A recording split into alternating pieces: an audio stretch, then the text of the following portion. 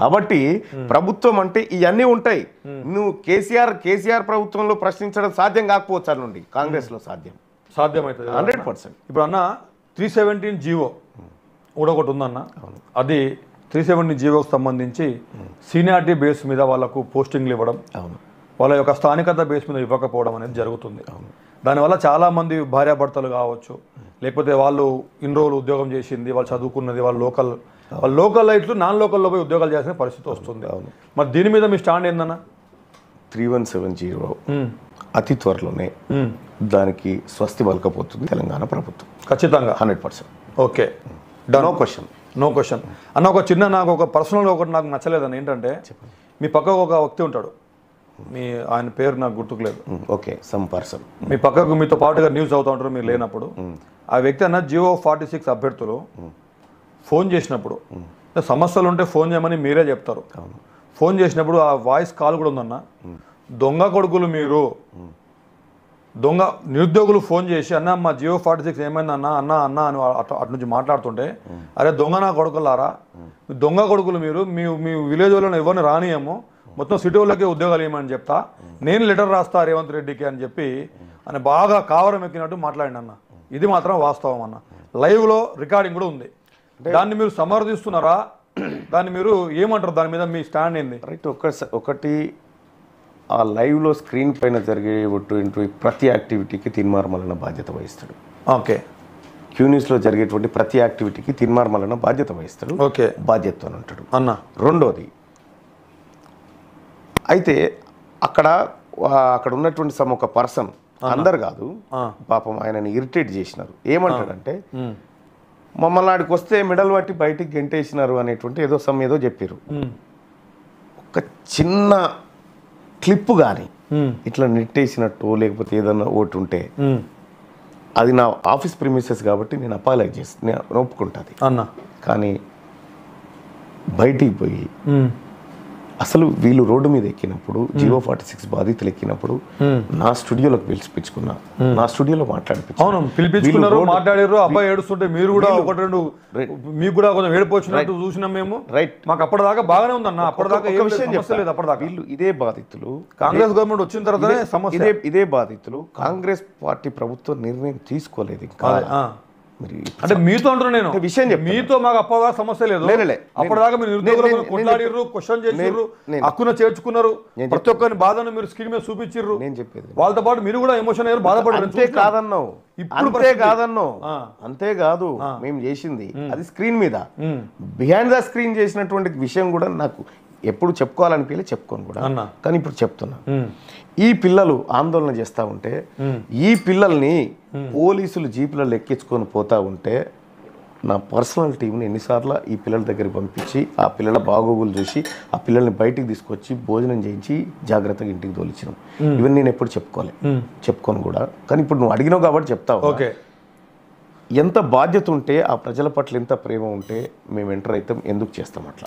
రెండోది, ఇప్పుడు సుదర్శన్ విషయానికి వస్తే, సుదర్శన్ ఇట్లా అన్నాడు అట్లా అన్నాడు అని చెప్తున్నారు. కానీ సుదర్శన్ని తిట్టినటువంటి మాటలు ఆయన ఎప్పుడని చెప్పకుండా ఎట్లా తిట్టారు తెలుసా అన్న పాపం ఆయన్ని.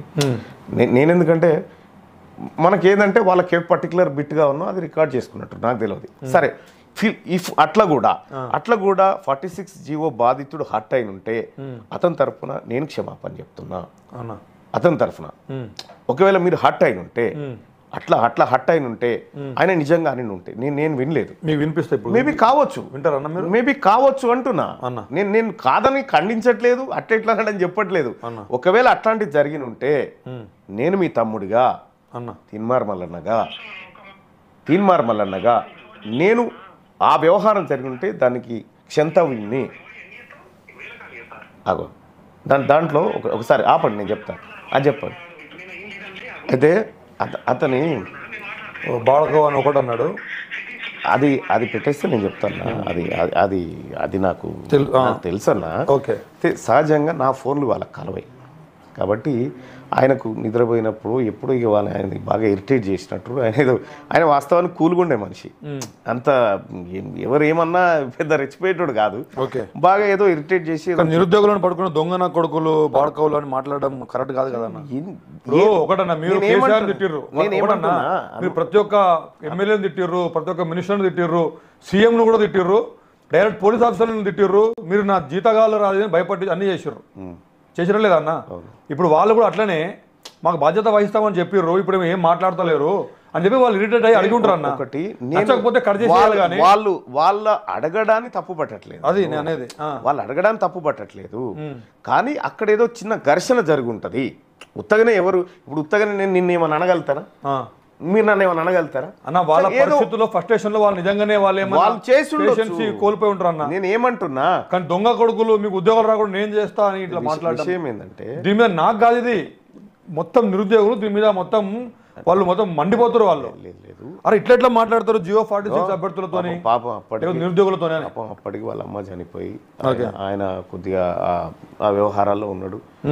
సరే, ఆయన వ్యవహారం ఏందో నాకు తెలియదు, కానీ క్యూ న్యూస్ ఎప్పుడైనా క్యూ న్యూస్ ఈ నిరుద్యోగుల పట్ల నిర్లక్ష్యంగా మాట్లాడి వాళ్ళని తప్పుపడుతూ ఏమైనా అంటే నేను 100% బాధ్యత వహిస్తా.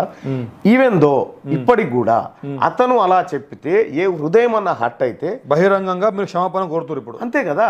ఓకే, అటు ఎవరిని హట్ చేయాలనేది మా ఉద్దేశం కాదు కదా. అంటే మీరు కాదన్నా, ఆ వ్యక్తి క్షమాపణ కోరాలన్నా బహిరంగంగా, ఆయనని కాదు. అదే క్యూ న్యూస్ ఛానల్లో పెట్టేయండి అన్న, నేను దయచేసి చెప్తాను. ఎందుకంటే నేనేం చెప్తా ఉన్నా, క్యూ న్యూస్ ఛానల్ కి ఒక క్రెడిబిలిటీ ఉందన్న. క్యూ న్యూస్ ఛానల్ వేదిక మీద అది జరిగినుంటే ముక్కు నాలుగు రాపిస్తా లైవ్ లో. అచ్చా, అర్థమైందా? బయట ఫోన్ లో జరిగింది అంటారు, అది ఎక్కడ జరిగిందో నాకు తెలియదు. ఓకే, అది ఎక్కడ జరిగిందో నాకు తెలియదు. సో ఫిర్బి దానికి నా పక్కనే ఉండేటువంటి మిత్రుడు కాబట్టి అతని ప్లేస్ లో తీన్మార్ మల్లన్నగా ఆ గాయపడ్డటువంటి హృదయానికి క్షమాపణ చెప్తుంది. ఓకే అన్న, ఇప్పుడు పక్కకుండా వ్యక్తి పని ఏందన్నా మీరు ఏది చెప్తే దానికి ఇంకో 2 యాడ్ చేసి చెప్పడమా, లేకపోతే ఎందుకు అడుగుతున్నా ఇదంటే ఇది పర్సనల్ కాదు, ఎందుకు చెప్తున్నా ఒకటి చెప్తా. అప్పుడు బీఆర్ఎస్ ను వ్యతిరేకించినప్పుడేమో మీరు చెప్పిన దానికి ఇంకో 2 యాడ్ చేసి చెప్పిండు. ఇవాళ మీరు మాట్లాడకుండా మీరు వీళ్ళని వ్యతిరేకించిన, ఇప్పుడు స్టూడెంట్స్ ఒక నిమిషం తొందర రావచ్చు కదా అంటే, అన్న నేను కూడా ఎగ్జామ్స్ టైంలో రాత్రికి వచ్చి పడుకున్నటోని, ఇదంతా ఏం చేస్తుంటే ఆయనే మీరు ఏం చెప్తే అదే ఆయన ఆయన మీద పర్సనల్ ఏం లేదు కూడా పిల్లల్ని తిట్టాను కాబట్టి నేను పర్సనల్ గా తీసుకున్నా.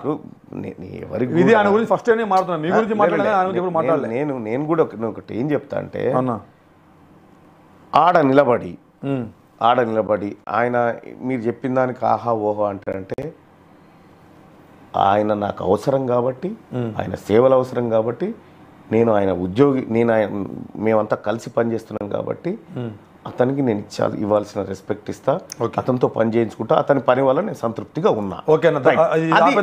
గురించి ఇంతకంటే టైం నేను వేస్ట్ చేయలేను. ఓకే, ఆయన చెప్పింది మాత్రం చాలా తప్పు. వీలైతే ఆయనతో సారీ చెప్పండి అన్న, మీరు సారీ చెప్పడం కాదు, నేనేమంటున్నా, definitely I will ask him. And next point అన్న,